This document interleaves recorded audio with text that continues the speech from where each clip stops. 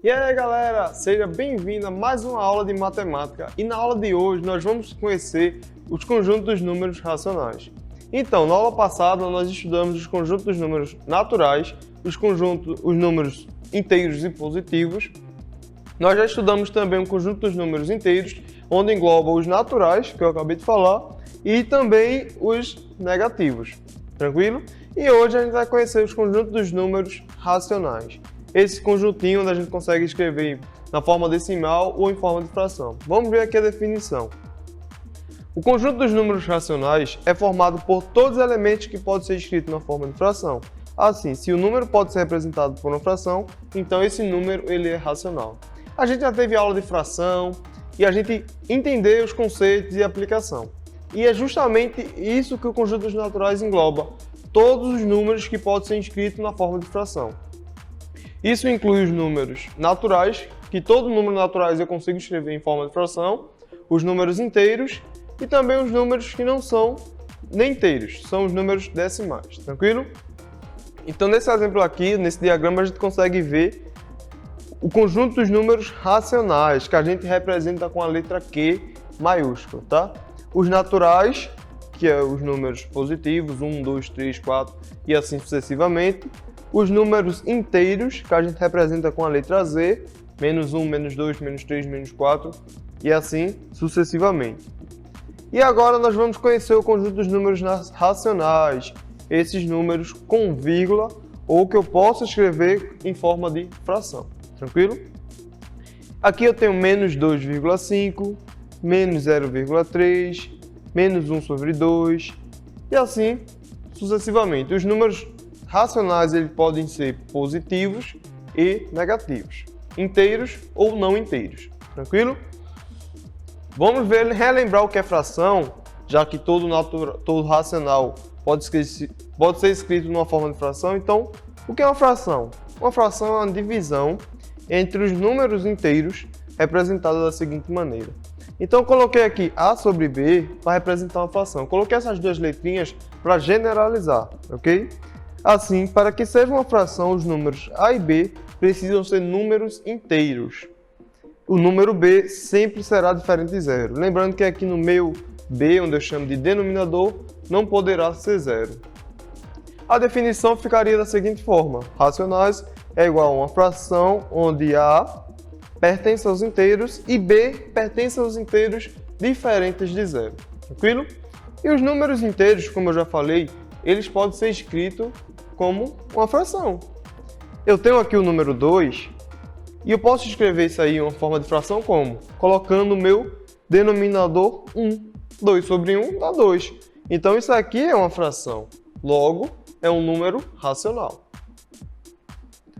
Da mesma forma aqui, ó, o menos 7. Menos 7 é igual a menos 7 sobre 1.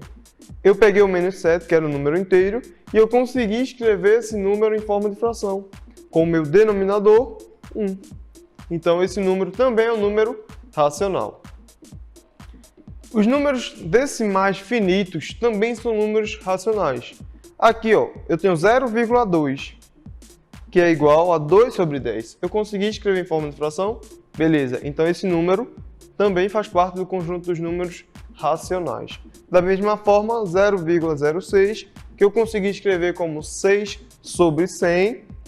Ó, se eu conseguir escrever como fração, não tem dúvida, faz parte do conjunto dos números racionais, beleza? E nós temos também os números periódicos, que são as dízimas periódicas. O que são as dízimas periódicas? São os números que ele não tem fim, só que de período em período.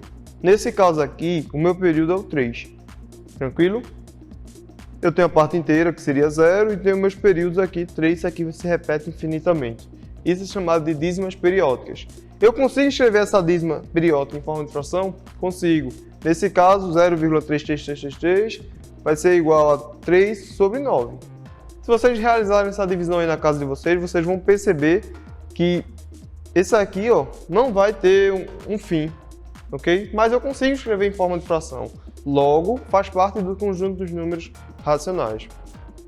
Da mesma forma aqui, ó, 2,7777 infinitamente é igual a 25 sobre 9. Quando vocês realizarem essa divisão, vocês vão ver que chegam nesse resultado. Se vocês for fazer pelo método da chave, vocês vão ver que não vai ter fim. Vai sempre se repetir ali, ó. Quando você estiver dividindo, vai estar se repetindo, repetindo, repetindo. E a gente acaba colocando esses 3 pontinhos para dizer que não tem fim. Isso é chamado de dízimas periódicas. E as dízimas periódicas também fazem parte dos números racionais. Já as dízimas não periódicas não fazem parte dos números racionais. São dos conjuntos irracionais. Um conjunto que está além dos racionais. Tranquilo? Vamos ver aqui uma questãozinha, só para a gente fixar essa ideia. Questão 1. Assinale verdadeiro ou falso. Tá? Então vamos ver aqui. A letra A. 0,21, 21, 21. Perceba que eu tenho 3 pontinhos aqui. Essa reticência aqui vai dizer que isso aí é infinitamente. Ok? É um número racional? Perceba que é um número racional. Isso aqui é o quê? Verdadeiro ou falso? Como eu falei, dízimas periódicas são números racionais. Logo, isso aqui, ó, perceba o seguinte. Eu tenho meu 0, e o 21. O 21 começa a se repetir. E eu sei que vai se repetir infinitamente. Logo, é uma dízima periódica. Essa alternativa A logo está verdadeira. É um número racional, de fato. E essa letra B? 5 sobre 3 não é um número racional? Perceba na questão, ele está dizendo que não é, mas a gente sabe que todo número escrito em forma de fração é um número racional. Logo, 5 sobre 3 é um número racional, mas a questão está dizendo que não é, logo essa questão é falsa. A alternativa B é falsa, ok? E aqui, a letra C. Menos 1 é um número racional? E aí? Sim. Menos 1 é um número racional. Menos 1 é um número inteiro e todo número inteiro ele é um número racional. Tranquilo? E a letra D? O oposto de 13 sobre 5 é menos 13 sobre 5. E aí? Quando eu falo de oposto de um número, eu estou mudando o sinal. Se ele está positivo, fica negativo. Se está negativo, fica positivo. Esse é o oposto. Agora, se eu estivesse falando do inverso, eu mudaria no denominador com numerador. O meu numerador passaria a ser o meu denominador. Mas aqui ele está falando do oposto. O oposto de 13 sobre 5 é menos 13 sobre 5, então é verdadeiro. Mudou o sinal, ok? Tem um número positivo e tem esse mesmo número na forma negativa. Logo, é oposto. Então, essa letra D é verdadeira. E aqui, essa letra E. Esse número, 1,41, 42, 3, 5, 6 e infinitamente, é um número racional? Perceba o seguinte, esse número, ele não se repete depois da vírgula. Logo, essa é uma dízima não periódica. Se é uma dízima não periódica, não faz parte do conjunto dos números racionais. Logo, essa alternativa não é um número racional. Logo, ela é falsa. Tranquilo? Vamos ver aqui agora os números decimais. Os números decimais, as casas são contadas a partir da vírgula. Ok? Por exemplo, eu tenho o número 12,451. Possui 3 casas decimais, ou seja, 3 algarismos após a vírgula.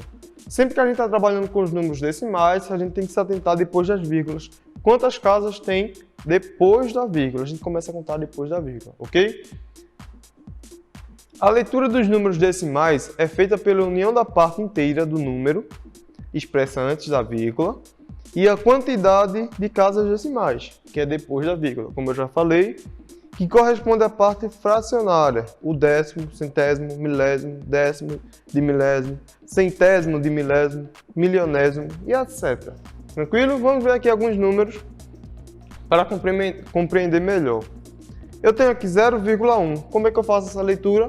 Eu tenho 1 décimo, porque 0,1 é como se eu tivesse 1 sobre 10. 0,4 eu tenho 4 décimos. 0,01 eu tenho 1 centésimo, é como se eu tivesse 1 dividido para 100. 0,35 eu tenho 35 centésimos. 0,125 eu tenho 125 milésimos. Tranquilo? E aqui, 1,50 eu tenho 1 inteiro e 50 centésimos. 2,1. Eu tenho 2 inteiros antes da vírgula, observação, tá? Sempre lembrem disso. E 1/10. Já nesse exemplo eu tenho 4 inteiros e 8 décimos. E aí, gostou de aprender sobre os números racionais? Na próxima aula nós vamos aprofundar mais nisso aqui e aplicar as operações. Mas por hoje foi só para conhecer esses números, ter o primeiro contato. Falou, galera! Essa foi a nossa aula e eu vejo você na próxima aula.